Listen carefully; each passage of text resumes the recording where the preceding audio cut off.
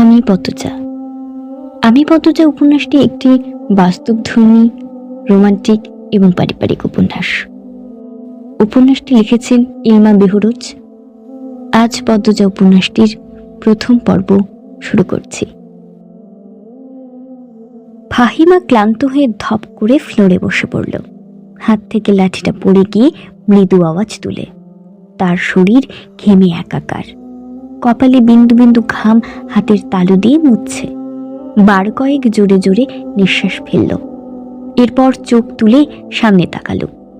রিমান্ডে কোনো পুরুষই টিকতে পারে না। সেখানে একটি মেয়ে আজ 4 দিন ধরে রিমান্ডে। 4 দিনে একবারও মুখ দিয়ে টু শব্দ করল না।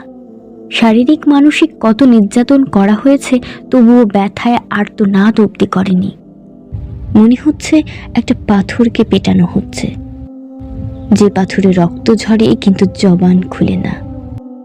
তখন সেখানে আগমন ঘটে ইন্সপেক্টর তুষারের। তুষারকে দেখে ফাহিমা কাতর স্বরে বলল, সম্ভব না, আর কিছুতেই বলছে না।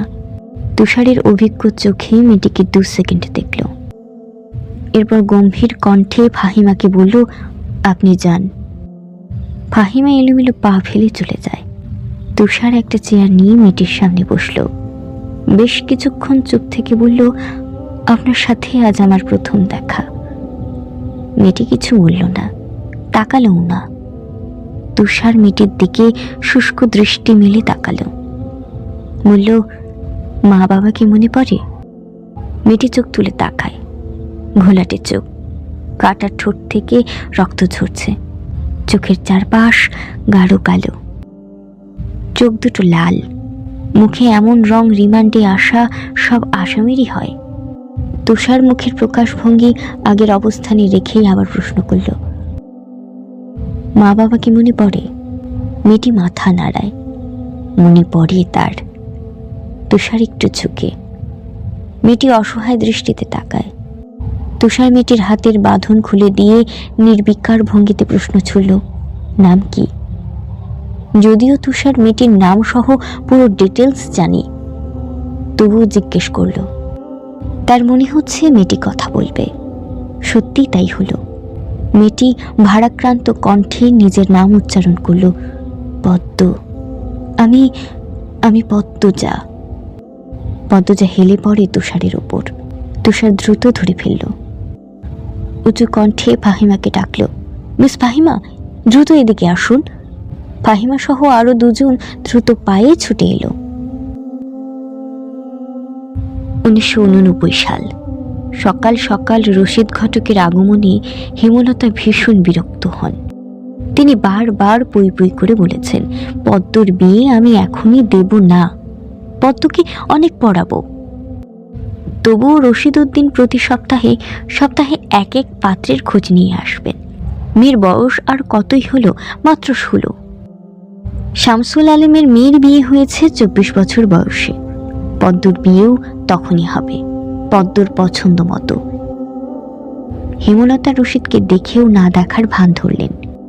রশিদ একদলা থুতু ফেললেন উঠানে।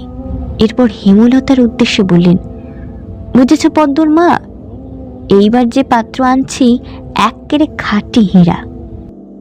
হেমলতা বিরক্ত ভরা কণ্ঠে জবাব দিলেন, আমি আমার মেয়ের জন্য পাত্র চাইনি। তবুও বারবার কেন আসেন আপনি?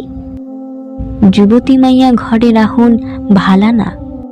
মেয়েটা তো আমার, আমাকেই বুঝতে দেন না। হেমলতার কণ্ঠে বিরক্ত ঝরে পড়ছে। রশিদ অনেক চেষ্টা করেও সুবিধা করতে পারলেন না। ব্যর্থ থমথমে মুখ নিয়ে সড়কে পা রাখেন। প্রতিদিনই কোনো না কোনো পাত্রপক্ষ এসে তার হাতে টাকা গুঁজে দিয়ে বলবে, মোর্শেদের বড় ছেড়ি ডারে চাই। রশিদ নিজে নিজে বিড়বিড় করে আওড়ান, গ্রামে কি আর ছেড়ি নাই? একটা ছেড়িরেই কেন সবার চোখে পড়তে হইব? চাইলেই কি সব পাওন যায়? পূর্ণা স্কুলের জামা পরে পদ্মজাকে ডাকল, আপা, এই আপা, স্কুলে যাবি না? আপারে। পদ্মজা পিটপিট করে চোখ খুলে কোনো মতো বলল, না। পরপরই চোখ বুঝে ঘুমিয়ে তুলিয়ে গেল। পূর্ণা নিরাশ হয়ে মায়ের রুমে আসে, আম্মা, আপা স্কুলে যাইব না। হেমলতা বিছানা ঝাড়া রেখে পূর্ণার দিকে কড়া চোখে তাকান। রাগী স্বরে বলেন, যাইব কি, যাবে বলবি? পূর্ণা মাথা নত করে ফেলল। হেমলতার কড়া আদেশ, মেয়েদের পড়াশোনা করাচ্ছি অশুদ্ধ ভাষায় কথা বলার জন্য নয়, শুদ্ধ ভাষায় কথা বলতে হবে। পূর্ণাকে মাথা নত করতে দেখে হেমলতা তৃপ্তি পান। তার মেয়েগুলো মান্যতা চিনে খুবই অনুগত। তিনি বিছানা ঝাড়তে ঝাড়তে বললেন, পদ্ম শরীর ভালো না, সারা রাত পেটের ব্যথায় কাঁদছে, থাকুক ঘুমাক। পূর্ণার কিশোরী মন বুঝে যায় পদ্মজা কিসের ব্যথায় কেঁদেছিল। সে রাতে নানা বাড়ি ছিল বলে জানত না, ভোরেই চলে এসেছে।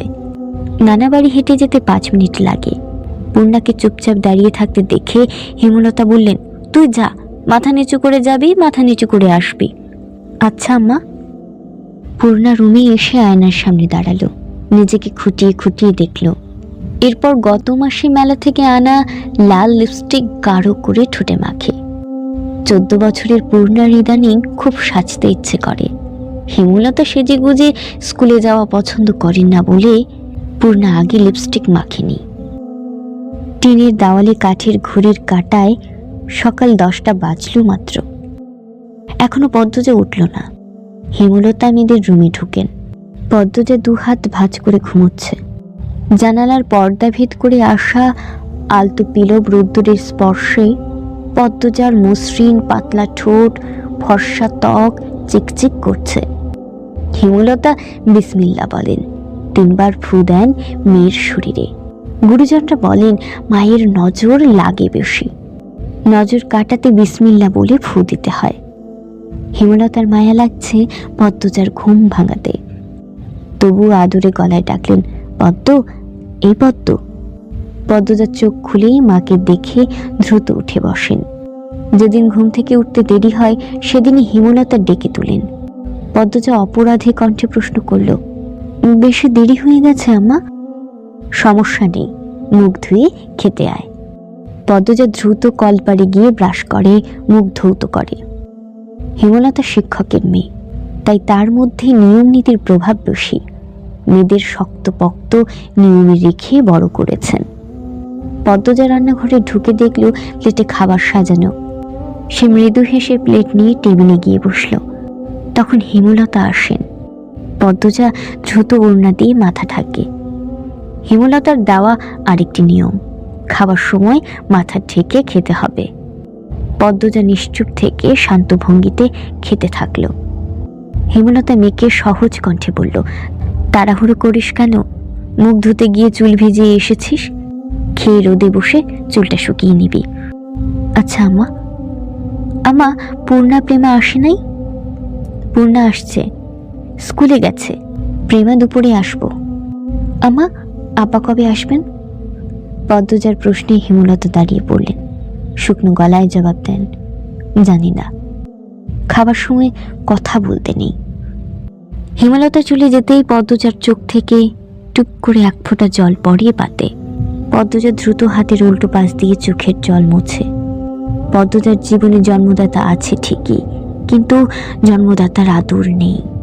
সে জানে না তার দোষটা কি, কেন নিজের বাবা বাকি বোনদের আদর করলেও তাকে করে না, কথা অবধি বলেন না। 2 বার মাকে জিজ্ঞেস করেছে সে, আমি কি তোমাদের সত্যিকারের মেয়ে আম্মা? সন্তান হয় না বলেই কি দত্তক এনেছিলে? আব্বা কেন আমাকে এত অবহেলা করেন? ও আম্মা, বলো না। হেমলতা তখন নিশ্চুপ থাকেন। অনেকক্ষণ পর বলেন, তুই আমার গর্ভের সন্তান আর তোর বাবারই মেয়ে। যা এখন পড়তে বস। অনেক পড়তে হবে তোর, ব্যাস এইটুকুই। আর বেশি কিছু বলে না হেমলতা। পদ্মজার কেন জানি না মনে হয় একদিন হেমলতা নিজ থেকে খুব গোপন কোনো কথা বলবেন, তবে সেটা যেন সহ্য করার ক্ষমতা হয়। এই দোহাই সারাক্ষণ করে সে। এত কি ভাবছিস? তাড়াতাড়ি খেয়ে ওঠ। হেমলতার কথায় পদ্মজার ভাবনার সুতো ছিল। দ্রুত খেয়ে ওঠে। আজ আমের আচার বানানোর কথা ছিল। সন্ধ্যা কাটতেই বিদ্যুৎ চলে গেল। কয়েক মাস হলো গ্রামে বিদ্যুৎ এসেছে। 8 গ্রাম মিলিয়ে অলন্তপুর। তাদের গ্রামের নাম 8 পাড়া। প্রতিদিন নিয়ম করে সন্ধ্যা রাত থেকে 3 ঘন্টা গ্রাম অন্ধকারে তলিয়ে থাকে। আর সারাদিন তো বিদ্যুতের নামগন্ধও থাকে না। বিদ্যুৎ দিয়ে লাভটা কি হলো? পদ্মজা, পূর্ণা, প্রেমা 3 বোন একসাথে পড়তে বসেছিল। বাড়ি অন্ধকার হতেই 9 বছরের প্রেমা খামচে ধরে পদ্মজার ওড়না। পদ্মজা মৃদু সুরে ডাকল, আম্মা আম্মা, আয় টর্চ নিয়ে যা। হেমলতার আহ্বানে পদ্মজা উঠে দাঁড়ালো। প্রেমা অন্ধকার খুব ভয় পায়। পদ্মজার ওড়না ছেড়ে পূর্ণার হাত চেপে ধরে। টর্চ নিয়ে রুমে ঢোকার মুহূর্তে পদ্মজার গেট খোলার আওয়াজ পেল। উকি দিয়ে হানিফকে দেখে সে দ্রুত রুমে ঢুকে পড়ল। হানিফ পদ্মজার সৎ মামা। বুবু, বাড়ি আন্ধার কেন? বাত্তিটাতে জ্বালাও। হানিফের কণ্ঠ। হানিফ আসছিস? হেমলতা রুম থেকে বেরিয়ে বললেন, হাতে হেরিকেন। হানিফ সবকটি দাঁত বের করে হাসলেন, বলল, আমি। আয় ভেতরে আয়। হানিফ বারান্দা পেরিয়ে বড় ঘরে ঢুকে বলল, তোমার ছেড়ি গুলান কইতে? আছে রুমে, পড়ছে। এই আন্ধারেও পড়ে? হেমলতা কিছু বলেন না। হানিফ এই বাড়িতে আসলে কেন জানি খুব অস্বস্তিকর হয়, অকারণেই। ওদের খাওয়ার সময় হয়েছে, তুইও খেয়ে নে। এইখানেই খামো না তোমার সারাইখানাত যাইতে হইব? কথাটাই রসিকতা ছিল। গ্রামে থেকেও হেমলতা খাওয়ার জন্য আলাদা রুম নির্বাচন করেছে, সেটা হানিফের কাছে রসিকতা বটে। হেমলতা প্রশ্নের জবাব সোজা সাপটা না দিয়ে বলেন, খেতে চাইলেই খেতে আয়। পদ্মজা কিছুতেই খেতে আসলো না, কেমন যেন জড়সড় হয়ে আছে। মনে হচ্ছে হানিফকে ভয় পাচ্ছে বা অবহেলা করছে। হানিফ 6 বছর সৌদিতে ছিল, 3 মাস হলেও দেশে ফিরেছে। 3 মাসে যতবার হানিফ এ বাড়িতে পা রেখেছে ততবারই পদ্মজা অজুহাত দিয়ে দূরে দূরে থেকেছে। হেমলতার বিচক্ষণ মস্তিষ্ক মুহূর্তেই ভেবে নিল অনেক কিছু, তাই জোর করলেন না। আজই এই লুকোচুরির ফয়সালা হবে। হানিফ পদ্মজাকে দেখার জন্য অনেক ছলছাতুরি করল, কিছুতেই সুযোগ পেল না। বিদ্যুৎ আসার ঘণ্টাখানেক পর হানিফ চলে যায়। পূর্ণা, প্রেমা রুমে ঢুকতেই পদ্মজা ঝাঁপিয়ে পড়ে, রুদ্ধশ্বাস কণ্ঠে বলল, কতবার না করেছি লোকটার পাশে বেশিক্ষণ না থাকতে? তোরা কেন শুনিস না আমার কথা? পূর্ণা ও প্রেমা বিস্ময়ে হতবিহ্বল। পদ্মজা কখনো তাদের এমন নিষেধ দেয়নি, তাহলে কেন এমন বলছে? হেমলতা রুমে ঢুকতেই পদ্মজা চুপসে গেল। পদ্ম, আমার রুমে আয়। মায়ের এমন কঠিন কণ্ঠ শুনে পদ্মজার কলিজা শুকিয়ে আসে। হেমলতা নিজের ঘরে চলে যান। হেমলতা মেয়েদের দিকে তীক্ষ্ণ দৃষ্টিতে তাকিয়ে আছেন। পদ্মজা নতজানু হয়ে কাঁপছে। সুন্দরীরা ভীতু আর বোকা হয়, তার দৃষ্টান্ত প্রমাণ পদ্মজা। হেমলতার খুব মায়া হয় পদ্মজার সাথে উঁচু কণ্ঠে কথা বলতে। পদ্মজা রূপসী বলেই হয়তো। গোপনে আবেগ লুকিয়ে তিনি বজ্রকণ্ঠে প্রশ্ন করলেন, কি লুকোচ্ছিস? হানিফের সামনে কেন যেতে চাস না? সে কি করেছে? পদ্মজা ফোপাতে থাকে। হেমলতা সেকেন্ড কয়েক সময় নিয়ে নিজেকে সামলান।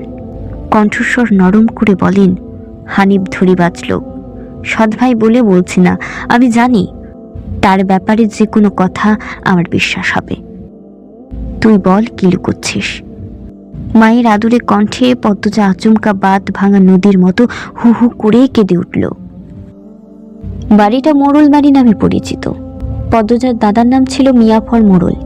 তিনি গ্রামের একজন সম্মানিত লোক ছিলেন। 6 কাঠা জমির ওপর টিনের বিশাল বড় বাড়ি বানিয়েছিলেন 4 ছেলের জন্য। 2 ছেলে 16 বছর আগে 1971 সালের যুদ্ধে নিহত হয়েছেন। 2 জনই টকবকে যুবক ছিল, আর একজন 8 বছর বয়সে কলেরা রোগে গত হল। বাকি রইলেন মোর্শেদ মোড়ল। বর্তমানে এই বাড়ি মোর্শেদের অধীনে, যদিও তিনি থাকেন না সব সময়। পুরো বাড়ির চারপাশ জুড়ে গাছগাছালি, বাড়ির পেছনে নদী। রাত 9টা বাজলেই পরিবেশ নিশুতি রাতের রূপ ধারণ করে। রাতের এই নির্জন প্রান্তর ঝিঝি পোকার ডাক ছেয়ে গেছে। ঝিঝি পোকার সাথে পদ্মজার ভাঙা কান্না মিলে মিশে ভৌতিক পরিবেশ সৃষ্টি করেছে। মনে হচ্ছে কোনো আত্মা তার ইহজীবনে না পাওয়া কোনো বস্তুর সুখে এমন মরা সুর ধরেছে। হেমলতা পদ্মজাকে টেনে পাশে বসান। পদ্মজা ডান হাতের উল্টো পাশ দিয়ে চোখের জল মুছে হেমলতাকে বলল, মামা সৌদিতে যাওয়ার আগের দিন আমাদের সবার দাওয়াত ছিল নানা বাড়ি। খালামুনি ভাই বোনেরা এসেছিল। সেদিন ঢাকা থেকে যাত্রার লোক আসছিল স্কুলে, মনে আছে আম্মা? আছে। উঠানে ধপ করে একটা আওয়াজ হয়। হেমলতা পদ্মজার বুক কেঁপে উঠল।